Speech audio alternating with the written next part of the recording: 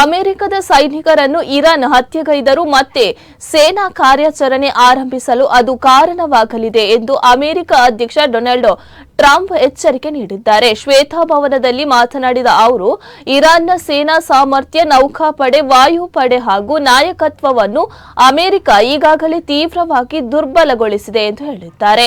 ಇರಾನ್ನ 159 ಹಡಗುಗಳು ಮುಳುಗಿದ್ದು ಅದಕ್ಕೆ ಸಂಬಂಧಿಸಿದ ಚಿತ್ರಗಳು ತಮ್ಮ ಬಳಿ ಇವೆ ಎಂದಿದ್ದಾರೆ.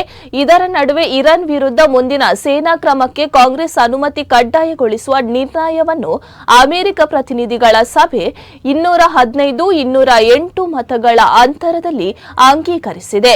4 ರಿಪಬ್ಲಿಕ್ ಸದಸ್ಯರು ಡೆಮಾಕ್ರಾಟ್ಗಳೊಂದಿಗೆ ಸೇರಿ ನಿರ್ಣಯವನ್ನು ಬೆಂಬಲಿಸಿದ್ದು ಇದೀಗ ಅದು ಸೆನೆಟ್ಗೆ ರವಾನೆಯಾಗಿದೆ. ಫೆಬ್ರವರಿ 28ರಂದು ಅಮೆರಿಕ ಮತ್ತು ಇಸ್ರೇಲ್ ಜಂಟಿಯಾಗಿ ಇರಾನ್ ವಿರುದ್ಧ ದಾಳಿ ಆರಂಭಿಸಿದ ಬಳಿಕ ಟ್ರಂಪ್ ಅವರ ಯುದ್ಧಾಧಿಕಾರಕ್ಕೆ ಎದುರಾದ ಮೊದಲ ಪ್ರಮುಖ ಸವಾಲು ಇದಾಗಿದೆ.